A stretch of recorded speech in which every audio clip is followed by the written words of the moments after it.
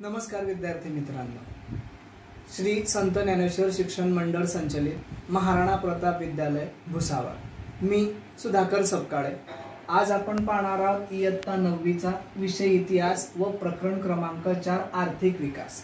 आपण मागचे 2 व्हिडिओ पाहिले, त्याच्यामध्ये आपण अर्थव्यवस्था पाहिली, उद्दिष्टे पाहिली आणि आता आपण पाहणार आहोत ते म्हणजे पंचवार्षिक योजना। मी किंवा आपण सर्व आज आपण 5 पंचवार्षिक योजनेचा इथे अभ्यास करूया। 5 पंचवार्षिक योजना म्हणजे काय, तर एक प्रकारे ह्या नियोजन असतं आणि या नियोजनामधनं आपल्याला आपल्या देशामध्ये किती बेरोजगार आहेत, आरोग्याच्या सेवा कशा आहेत, शिक्षणाच्या सेवा कशा आहेत, मग त्याचबरोबर औद्योगिक याची स्थिती कशी आहे, हे सर्व गोष्टी याच्यातनं कळतं। आणि विद्यार्थी मित्रांनो, आज आपण पाहणार आहोत पहिली जी अर्थव्यवस्था आहे ती म्हणजे पंचवार्षिक योजना किंवा पंचवार्षिक योजना। या पहिली पंचवार्षिक योजनेची सुरुवात 1951 ते 1956 या काळामध्ये झाली। मग या योजनेचा मूळ उद्देश काय होता, तर या योजनेचा मूळ उद्देश होता शेती, त्याचबरोबर सामाजिक विकास असेल, जलसिंचन असेल, पूर नियंत्रण असेल, तसेच ऊर्जा साधने, औद्योगिकरण असेल किंवा उद्योग असेल, शिक्षण असेल, आरोग्य असेल आणि या सर्व गोष्टीवर याच्यावरती भर देण्यात आला। बघा, मी पुन्हा सांगतो, शेती, त्याचबरोबर सामाजिक विकास, जलसिंचन, पूर नियंत्रण आणि महत्त्वाचे म्हणजे ऊर्जा साधने, उद्योग आणि त्याचबरोबर शिक्षण, आरोग्य, या सर्व गोष्टी त्या पहिल्या पंचवार्षिक योजनेमध्ये स्वीकार करण्यात आला आणि त्याच्यावर अंमल आणि त्याच्यावर काम करण्याचं ठरवण्यात आलं। पण तो काळ कोणता आहे, 1951 ते 56। मग या ज्या प्रमुख गोष्टी आहे, आधी आपल्याला काय, भारत देश हा शेतीप्रधान देश आहे, मग शेतीवरती लक्ष केंद्रित करण्यात आलं। त्याचबरोबर ऊर्जा साधनं असतील आणि सामाजिक विकास असेल। सामाजिक विकासही महत्त्वाचा आहे, कारण देश स्वतंत्र झाल्यानंतर समाजामध्ये आपण किंवा समाज हा वावरत असताना तो विकसित होणे गरजेचं आहे। मग नंतर जलसिंचन, शेतीसाठी जलसिंचन महत्त्वाचे आहे। त्याचबरोबर पूर नियंत्रण, कारण आपण जर पाहिलं, आजही जर पाहिलं तर आसाम असेल, बिहार असेल, या ठिकाणी पुराची स्थिती अतिशय हाताच्या बाहेर आहे। मग त्या काळातही पूर नियंत्रण पहिल्या पंचवार्षिक योजनेमध्ये त्याचा समावेश करण्यात आलेला आहे।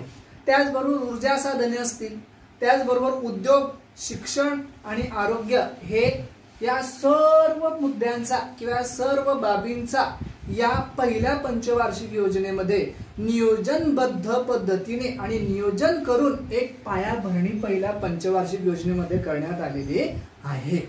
ही झाली पहिली पंचवार्षिक योजना।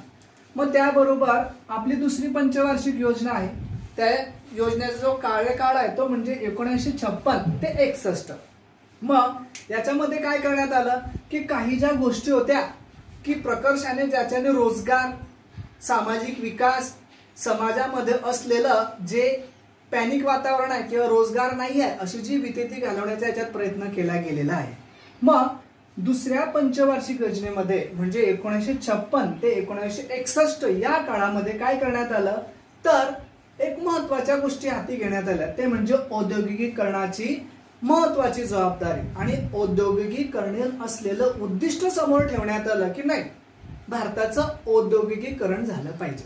मग त्याची परिणती कशामध्ये झाली, मग दुर्गापूर असेल, त्याचबरोबर भिलाई असेल, राऊरकेला असेल, त्याचबरोबर या तिघही ठिकाणचे जे पोलाद कारखाने आहे ना ते कार्यान्वित करण्यात आले आणि ते स्थापन करण्यात आले आणि त्यांच्याकडे जास्त प्रमाणात लक्ष देण्यात आले। का, पण भारतामध्ये सुद्धा लोह म्हटलं किंवा पोलाद म्हटलं तरी खूप मोठ्या प्रमाणात त्याचे प्रचंड साठे आहे। आणि मी म्हटल्याप्रमाणे आपण पाहिलं की दुर्गापूर, भिलाई, राऊरकेला या ठिकाणी मग पोलादाच्या कारखान्याकडे लक्ष देण्यात आलं आणि तिथे खनन आणि उत्खनन सुरू झालं। म्हणजे का, तर पोलादाचं उत्पन्न घेता आलं पाहिजे आणि त्याच्यातनं रोजगार उभा राहिला पाहिजे, मग या गोष्टीकडे लक्ष देण्यात आलं। मग त्याचबरोबर मग आपण पहिल्या पंचवार्षिक योजनेमध्ये पाहिलं की शेती आणि जलसिंचन, मग त्याला जोडून हा एक मुद्दा आहे, तो म्हणजे सिंद्री येथील जो रासायनिक खताचा मोठा प्रकल्प आहे तो हाती घेण्यात आला। रासायनिक खत का सर, आपण जर पाहिलं, आता तुम्ही पाहतात की शेतकऱ्यांचे आपण प्रश्न पाहतो की त्यांना युरिया भेटत नाही आहे, त्यांना 10-26-26 नर्मदा अशा प्रकारची जी रासायनिक खतं भेटत नाही आहे, मग आपण पाहू शकतो की त्या काळामध्ये याचा विचार करण्यात आलेला आहे की 1956 आणि 61 मध्ये मग सिंद्री येथे खत कारखाना, रासायनिक खत कारखाना हा प्रकल्प हाती घेण्यात आला. तसेच चित्तरंजन येथील रेल्वे इंजिन असेल, रेल्वे इंजिन तयार करण्याचा जो कारखाना असेल तोही स्थापन करण्यात आला. आणि पुढे आपण जर विचार केला तर पेराबंदूरचा जो आगगाडी डबा करण्याचा जे प्रकल्प आहे तो पण हाती घेण्यामध्ये आला. उदाहरणार्थ बघा, चित्तरंजन येथे रेल्वे इंजिन तयार करण्याचा कारखाना असेल, पेरांबूरचा जो रेल्वे डबा तयार करण्याचा किंवा आगगाडीच्या डब्याचा कारखाना तो निर्माण करण्यात आलेला आहे. मग याच्यातनं काय होतं, आपण आर्थिक विकास तर साधतो आहे पण आपल्याला रोजगार सुद्धा प्राप्त होत आहे. त्याचबरोबर विशाखापट्टणम या ठिकाणी जहाज बांधणीचा मोठा प्रकल्प हाती घेण्यात आला. पण कोणत्या काळामध्ये, 1956 आणि 61 की म्हणजे आपण नुकतंच स्वातंत्र्य मिळवलेलं आहे आणि आपण हळूहळू का होईना मार्गक्रमण करत आहोत. विशाखापट्टणम येथे मग मोठा एक जहाजाचा कारखाना किंवा जहाज बांधणीचा कारखाना हा उभारण्यात आला की जेणेकरून त्याचा आपल्याला खूप मोठ्या प्रमाणात फायदाही होईल आणि रोजगारही निर्माण होईल. त्याचबरोबर मग काय झालं की अवजड उद्योग असतील त्याचबरोबर इतर जे उद्योग असतील यांना काय करण्यात आलं की सार्वजनिक क्षेत्रामध्ये त्याची स्थापना करण्यात आली. आपण पाहिलं मागच्या याच्यामध्ये सार्वजनिक क्षेत्र असतील, खाजगी क्षेत्र असतील, संयुक्तिक क्षेत्र असतील. मग पहिलाच मुद्दा आपला होता विद्यार्थी मित्रांनो की सार्वजनिक क्षेत्र. आणि सार्वजनिक क्षेत्र हे कोणाच्या मालकीचे असतात, ते म्हणजे शासनाच्या. मग आता मोठमोठे जे प्रोजेक्ट असतात ते खाजगी क्षेत्रावाले पुढे येत नाही, म्हणून शासनाने आता आपण जे वर वाचलं ते त्यामध्ये पाऊल टाकलं आणि त्या गोष्टी त्यांनी स्थापन केल्या. उदाहरणार्थ आपण पाहिलं तर दुर्गापूर असेल, भिलाई असेल, त्याचबरोबर राऊरकेला असेल, सिंद्री असेल, त्याचबरोबर चित्तरंजन येथील रेल्वेचा कारखाना असेल रेल्वे इंजिनाचा, त्याचबरोबर पेराबंदूर येथील रेल्वे डब्यांचा कारखाना असेल, मग विशाखापट्टणम येथील जहाज बांधणी असेल. या सार्वजनिक क्षेत्रामुळे हे सगळे प्रकल्प स्थापन होऊ शकलेले आहे. हे दुसऱ्या पंचवार्षिक योजनेमध्ये आपण पाहिलेलं आहे. पण त्याचबरोबर मग शेती हा आपला मूळ आहे. आपला शेती काय आहे तर शेतीवरच आपला भारत देश भरपूर प्रमाणात हा उभारला गेलेला आपल्याला दिसतो. मग त्याचबरोबर या योजनेमध्ये एक मोठी योजना आणण्यात आली आणि ती म्हणजे काय तर भाकरा नांगल ही परियोजना त्याच काळामध्ये आणण्यात आलेली आहे. मग आता आपण भाकरा नांगल असं म्हटलं की भाकरा नांगल धरण, पण इथे आपलं थोडं कन्फ्युजन होतं. भाकरा नांगल धरण एक धरण नाही आहे, हे 2 धरणं आहेत. उदाहरणार्थ भाकरा नांगल ही परियोजना आहे, त्यातलं भाकरा हे धरण आहे आणि भाकरा हे धरण कुठे आहे तर हिमाचल प्रदेश या ठिकाणी. आणि त्याच्याच पुढे खाली उतरले आपण जर नकाशामध्ये पाहिलं तर त्या नकाशाच्या यातून आपण जर पाहिलं अशा बाजूने तर खाली आल्यानंतर पंजाब मध्ये मग नांगल नावाचं धरण आहे आणि हे सतलज नदीवर उभारण्यात आलेले आहे की जेणेकरून याच्यामध्ये आता उदाहरणार्थ नांगल धरण जर घेतलं तर या ठिकाणी आपण असं पाहू शकतो विद्यार्थी मित्रांनो की या धरणामुळे पंजाब, हरियाणा या ठिकाणी जो सिंचनाचा प्रश्न होता, पाणी सिंचनाचा प्रश्न हा अतिशय मोठ्या प्रमाणात या धरणाने किंवा या प्रकल्पाने निकाली काढलेला आहे. म्हणजे नांगल धरणाचा जो उपयोग आहे तो पंजाब आणि हरियाणा या दोघे राज्यांना भरपूर प्रमाणात होताना आपल्याला दिसत असतो.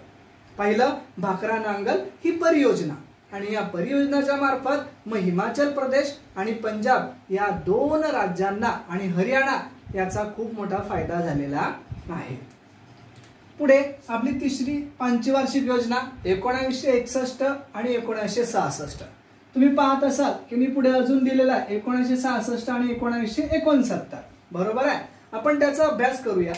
मग जे तिसरी पंचवार्षिक योजना, या योजनेमध्ये काय आहे तर याच्यामध्ये उद्योग बघा, आपण जर पाहिलं सगळ्या किंवा सर्व योजना आपण जर पाहिल्या पंचवार्षिक योजना तर याचा एकंदरीत आउटपुट काय निघतं किंवा सार काय निघतं तर त्याच्यामध्ये रोजगार असेल, उद्योग असेल, शेती असेल, जलसिंचन असेल, शाळा असतील, ह्या सर्व एक प्रकारे घेण्यात आलेल्या आहे आणि सर्व प्रत्येक पंचवार्षिक योजनेमध्ये आपल्याला थोडं प्रमाणात रिपीट झालेलं दिसत आहे. मग तिसऱ्या पंचवार्षिक योजनेमध्ये काय आहे उद्योग, कृषी संतुलन. बघा, उद्योग आणि कृषी संतुलन हे साध्य करण्याचा प्रयत्न करण्यात आलेला आहे. भारत देश हा शेतीप्रधान देश आहे, पण त्याच्याबरोबर आपल्याला प्राथमिक व्यवसाय म्हणून किंवा द्वितीयक व्यवसाय म्हणून सुद्धा उभं राहायचं आहे। मग आपण काय केलं की उद्योग आणि कृषी या दोघांचं संतुलन साध्य करण्याचा प्रयत्न केला आणि हा प्रयत्न करत असताना एकंदरीत राष्ट्रीय उत्पादनात वाढ व्हावी म्हणून आपण हे केलेलं आपल्याला पाहायला मिळत असतं। बघा त्या काळामध्ये आपली विजन पहा 1951 पासून तर इथपर्यंत तुम्ही आता पाहू शकतात की आपण ज्या ज्या विजन ठेवलेले आहे, जे जे टप्पे केलेले आहे ते आपण पाहत आहोत। मग उद्योग असेल, मग शेती किंवा कृषी असेल, या संतुलनामधनं आपण त्या दोघं साध्य करायचे आहे आणि राष्ट्रीय उत्पादनात जेणेकरून वाढ व्हावी हा त्याचा मुख्य उद्देश आहे। त्याचबरोबर अवजड उद्योग असतील, त्याचबरोबर वाहतूक असेल, त्याचबरोबर खनिज उद्योग असेल आणि विषमतेचे निर्मूलन करणे, रोजगार संधी निर्माण करणे हा त्यातला प्रमुख उद्देश आहे। विद्यार्थी मित्रांनो, आपण जर पाहिलं तर अवजड उद्योग म्हणजे मोठमोठे उद्योग हे भारतामध्ये आणणे, त्यांना प्रस्थापित करणे, त्यांना सार्वजनिक क्षेत्राच्या अंमलाखाली आणणे, त्याचा विकास करणे हे महत्त्वाचं उद्देश। त्याचबरोबर वाहतूक, आता आपण पाहिलं तर समजा आपल्याला वाहतूक सुद्धा महत्त्वाची आहे। रस्ते जर बरोबर असले तर आपण कनेक्टिव्हिटी, आपलं जे दळणवळण असतं हे योग्य प्रकारे असतं आणि कनेक्टिव्हिटीज नसली तर आपण तिथपर्यंत पोहोचतो का? नाही। आता आपण आत्ताचं उदाहरण घेऊ शकतो की लेह लडाख मध्ये चीन हा देश आपल्याला काही प्रमाणात ट्रबलसम आहे किंवा आपल्याला त्रास देण्याच्या तयारीमध्ये असतो। मग त्यांच्यापर्यंत आपण रस्ते जर केले तर मग आपल्याला आपली सामग्री, यंत्रसामग्री नेणं सोपं जाईल की नाही? यस। मग तशाच प्रकारे त्या काळामध्ये अवजड उद्योग, त्याचबरोबर वाहतूक या गोष्टीवर सुद्धा त्यांनी लक्ष दिलेलं आहे। पुढे खनिज उद्योग म्हणजे भारताला भरपूर मोठ्या प्रमाणात निसर्गाने खनिज देणगी सुद्धा दिलेली आहे। आपण जर पाहिलं तर आपण वरची काही नावं पाहिली, दुर्गापूर असेल, राऊरकेला असेल, त्याचबरोबर भिलाई असेल, झारखंडचे काही बरेच भाग असतील, या ठिकाणी खूप मोठ्या निसर्गानं खनिज बहाल केलेलं आहे। मग त्याचा उद्योग किंवा ते उद्योग सुद्धा निर्माण करणे हे सुद्धा मोठं चॅलेंजिंग होतं, पण आपण या योजनेमध्ये ते घेतलेलं आहे। त्याचबरोबर विषमतेचे निर्मूलन करणे। विद्यार्थी मित्रांनो, भारत देश स्वतंत्र झाला पण काही काळापर्यंत आपल्याकडे सामाजिक विषमता, त्याचबरोबर आर्थिक विषमता पण होती आणि ती दूर करणं अतिशय महत्त्वाचं होतं आणि शासनाने एक प्रकारे याच्यावर सुद्धा त्या योजनेमध्ये काम केलेलं आहे, आपल्याला पाहायला मिळतं। तसेच एक महत्त्वाचा आणि अतिशय कळीचा मुद्दा म्हणजे रोजगार संधी निर्माण करणे महत्त्वाचे आहे। आपला देश जर वाढत आहे, लोकसंख्येने वाढत आहे, मग त्याच्या गरजा असतील, त्याच्या अपेक्षा असतील, इच्छा असतील, त्या योजनेमध्ये साध्य करण्याचा प्रयत्न करण्यात आलेला आहे आणि रोजगारावर सुद्धा लक्ष केंद्रित करण्यात आलेलं आहे। इथपर्यंत कळलं असेल मी अशी आशा करतो। आणि पुढे पहा, मी म्हटलं की आपण इथे अजून एक योजना दिलेली आहे, ही एक 3 वर्षाची एक वार्षिक योजना आहे। मग ही आणण्याचं गरज काय? तर त्या काळामध्ये विद्यार्थी मित्रांनो असं झालं की भीषण दुष्काळ पडला आणि दुष्काळ पडल्यामुळे ज्या आपण मागच्या पंचवार्षिक योजना घेतलेल्या आहे, थोडं नियोजन डोलायला लागलं आणि मग तात्काळ शासनाने काय केलं की 3 वर्षाची एक योजना आणली आणि ती एक वार्षिक योजना होती, म्हणजे एका वर्षासाठीच ती फक्त 3 वर्षाची एक योजना आणली। आणि त्याच्यामध्ये काय करण्यात आलं मग की भीषण दुष्काळ जो होता तो पडला आणि याच्यामध्ये दुष्काळ पडत असताना त्यातल्या त्यात दुःख कमी होते की काय म्हणून चीनने आक्रमण केले आपल्यावरती, आपल्याला त्याला तोंड द्यावं लागलं। त्याचबरोबर पाकिस्तानने आक्रमण केले, या दोघही देशांशी आपल्याला युद्ध करावं लागलं। आणि विद्यार्थी मित्रांनो, युद्ध हे कोणत्याही देशाला परवडणारे नसते, म्हणून ते आपल्यालाही परवडणारे नव्हते आणि याचा परिणाम काय झाला की आपण विकासाकडे लक्ष न देता मग कुठे लक्ष द्यावं लागलं? आपल्याला संरक्षणाकडे लक्ष द्यावं लागलेलं आहे आणि त्याचा बोजा असेल, त्याचा जो ताण असेल तो भारतीय अर्थव्यवस्थेवर प्रचंड प्रमाणामध्ये पडलेला आहे। त्या काळामध्ये बघा, दुष्काळ आला, त्याच्याच बरोबर चीनचे आक्रमण, पाकिस्तानचे आक्रमण असतील आणि या तिघच गोष्टी एक झाल्या आणि या सर्व गोष्टी एक होत असताना मग आपल्याला विकासाकडे लक्ष किंवा खर्च न करता आपण काय केलं, तर ते संरक्षणावर किंवा संरक्षण सामग्रीवर तो खर्च करावा लागला आणि इथे मग आपल्याला अतिशय मोठ्या प्रमाणात आर्थिक ताण निर्माण व्हायला लागला. बरोबर आहे? ओके. एक सोपं उदाहरण देतो. समजा 2 जणांची भांडणं झाली आणि आपल्याकडे जेमतेम समजा पगार असेल किंवा काही पैशाचा सोर्स असेल आणि ते भांडण कोर्टापर्यंत गेलं तर दोघांनाही त्याचा ताण बसतो की नाही? यस, बसतो. मग तसंच आहे, युद्ध कोणत्याही देशाला परवडणारं नसतं, त्याच्यावर आपल्याला खर्च करावा लागतो प्रचंड प्रमाणात आणि त्याचा ताण आपल्याला बसतोच. प्रत्येक देशाला तो बसतो. म्हणून या काळामध्ये आपल्याला मग विकासावर लक्ष न देता थोडं संरक्षणावर लक्ष द्यावं लागलं आणि त्यातूनच मग आपल्या आर्थिक व्यवस्थेवर अतिशय आणि प्रचंड प्रमाणामध्ये ताण पडलेला आपल्याला या योजनेमध्ये पाहायला मिळतो, तो म्हणजे तिसऱ्या. बरोबर. आता आपण पुढची योजना पाहू, ती म्हणजे 4थी पंचवार्षिक योजना 1969 ते 74. लक्ष ठेवायचं विद्यार्थी मित्रांनो, आपल्याला इतिहास हा विषय अभ्यास करत असताना त्याला आपण लॉंग टर्म अभ्यास म्हणून पाहूया. कारण तुम्ही एमपीएससी, यूपीएससी ज्या काही स्पर्धा परीक्षा असतील त्याच्यामध्ये या योजना अतिशय महत्वाच्या असतात. जरी तुम्ही आज 9वी मध्ये आहात तरी अतिशय महत्वाचे पॉइंट्स हे आहेत आणि लक्ष ठेवायला तुम्ही पाहिजे. बरोबर. ओके. पुढे 4थी पंचवार्षिक योजना आणि 4थी पंचवार्षिक योजना म्हणजे 69 ते 74. मग याच्यामध्ये काय होतं तर स्वावलंबी आणि मूलभूत उद्योग, त्याचबरोबर आर्थिक विकास आणि समाजवादी समाज रचना या गोष्टीवर लक्ष देण्याच्या खूप सूचना आल्या. बघ, मी पुन्हा सांगतो. स्वावलंबी बनणे म्हणजे आत्मनिर्भर. आपण जो आता एक स्लोगन ऐकतोय आत्मनिर्भर भारत, त्याप्रमाणे त्या काळातही ठरवण्यात आलं ते म्हणजे स्वावलंबी, की स्वावलंबी व्हायला पाहिजे, मूलभूत उद्योगाचा विकास व्हायला पाहिजे, आर्थिक विकास झाला पाहिजे आणि समाजवादी रचना ही एक प्रकारे चांगल्या प्रकारे उभी राहिली पाहिजे, असा याच्यामध्ये विचार विनिमय करण्यात आला, तो म्हणजे 4थ्या पंचवार्षिक योजनेमध्ये.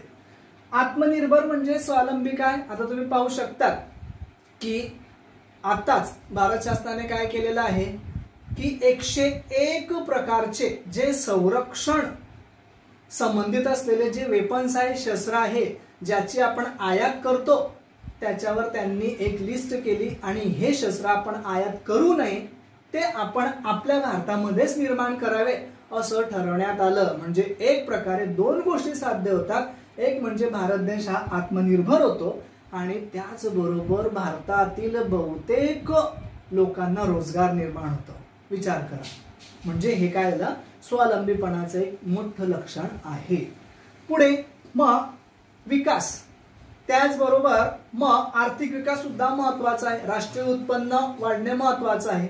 त्याचबरोबर समाजवादी समाजाची रचना, की ज्याच्यामध्ये समाजाचा सहभाग असावा अशी समाज रचना निर्माण करण्याकडे लक्ष देण्यात आलं किंवा त्या सूचना देण्यात आल्या की जेणेकरून आपण अशी अर्थव्यवस्था निर्माण करावी आणि प्रामुख्याने या सर्व गोष्टीचा विचार या 4थ्या पंचवार्षिक योजनेमध्ये करण्यात आलेला आहे. समजलं इथपर्यंत? पण त्याचबरोबर आता इथे काय झालं की एक प्रयोग करण्यात आला विद्यार्थी मित्रांनो. ज्या बँका होत्या, मग समजा त्या खाजगी क्षेत्रातल्या असतील किंवा काही स्वतःच्या मालकीच्या असतील, त्या बँकेचं 14 बँकेचं राष्ट्रीयकरण करण्यात आलं. मग राष्ट्रीयकरण का सर? कारण विद्यार्थी मित्रांनो, आपण बँकेचं राष्ट्रीयकरण केलं तर त्या बँकेचा जो येणारा नफा असतो तो राष्ट्र वाटून घेत असतो.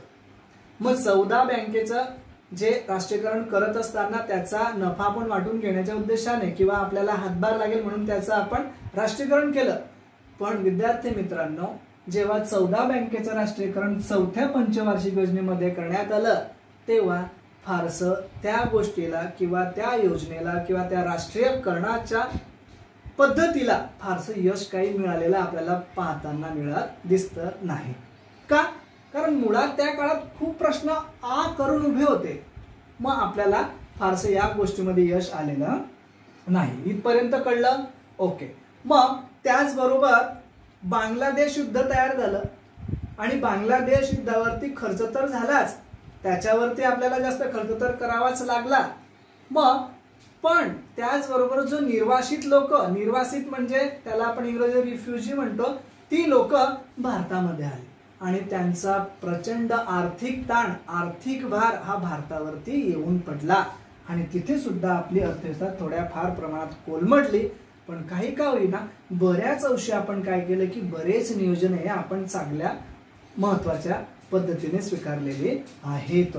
त्याचबरोबर मग पगारवाढ, जे शासकीय कर्मचारी असतील त्यांची पगारवाढ करणे हेही महत्वाचं आहे. जर समजा तुम्ही एक महासत्ता किंवा एखाद्या विकसित देशातून विकसनशील असताना तुम्ही जो मार्गक्रमण करत आहात त्या ठिकाणी पगारवाढ, मग त्या काळात ती पगारवाढ आली. त्याचबरोबर रेल्वेचे जे कर्मचारी असतील त्यांची वेतनवाढ, त्याचबरोबर त्या काळामध्ये पेट्रोल वाढीचे सुद्धा दर हे गगनाला भिडले. म्हणजे त्या त्या परिस्थितीनुसार आणि या सगळ्या गोष्टीचा ताण विद्यार्थी मित्रांनो या गोष्टीवर पडला आणि या पंचवार्षिक योजनेमध्ये तो पडला. पण ही पंचवार्षिक योजना सुद्धा स्वीकारण्यात आलेली आहे, ती म्हणजे चौथी पंचवार्षिक योजना. पण भरपूर मोठ्या प्रमाणामध्ये याच्यात प्रयोगही करण्यात आला. बँकेचा आपण पाहिला, त्याचबरोबर स्वावलंबी मूलभूत ज्या योजना असतील, ज्या विकास असेल, समाजवादी समाज रचना असेल, या स्वीकारण्याचा प्रयत्न या ठिकाणी करण्यात आलेला आहे. त्यानंतर आपली पाचवी पंचवार्षिक योजना म्हणजे 1974 आणि 1979. मग या पंचवार्षिक योजनेमध्ये काय पाहिलं की पहिलं म्हणजे आणि पहिलं महत्वाचं इथे आपल्याला काय देण्यात आलं आहे की गरिबी दूर करून मग आपण काय केलंय, आर्थिकदृष्ट्या स्वावलंबी बनण्याचे प्रमुख उद्दिष्ट आपण काय ठेवले तर आखले आणि ठेवून ही योजना आपण स्वीकारलेली आहे. गरिबी दूर करायची आणि एक काय करायचं आहे की स्वावलंबी राष्ट्र बनण्याच्या उद्देशाने आपण या योजनेमध्ये आपण एक महत्वाचा हातभार लावलेला आहे किंवा ती योजना स्वीकारलेली आहे. त्याचबरोबर मग जी लोक असतील, राहणारे जे भारतामध्ये लोक असतील त्यांच्या उत्पादनात वाढ होणे, त्याचबरोबर राष्ट्रीय उत्पादनात वाढ करणे, त्याचबरोबर महत्वाचं म्हणजे की मोठ्या प्रमाणात रोजगार निर्माण करणे, शिक्षण निर्माण करणे किंवा शिक्षणाच्या संधी उपलब्ध करणे, मग पाणी पुरवठा असेल, स्वच्छ पेयजल असेल, या सर्व गोष्टी, मग वीज पुरवठा असेल किंवा ग्रामीण आणि भागाला या सुविधा पुरवणे, त्याचबरोबर मोठ्या प्रमाणामध्ये समाज कल्याणाच्या योजना असतील व्यापक प्रमाणावरती, मग या सगळ्या गोष्टी राबवणे या योजनेमध्ये आणण्याचा प्रयत्न करण्यात आलेला आहे.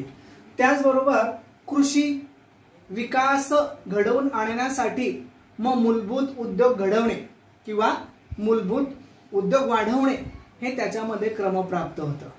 पण अन्नधान्य वाढ, त्याचबरोबर इतर जीवन उपयोगी वस्तू असतील याची खरेदी एकाधिकार पद्धतीने स्वीकारणे आणि त्याचबरोबर हे स्वीकारल्यानंतर मग आता जी उर्वरित जनता आहे त्यांना रास्त भावामध्ये धान्य देणे म्हणजे रेशन देणे हे सुद्धा तरतूद या पाचव्या पंचवार्षिक योजनेमध्ये करण्यात आली.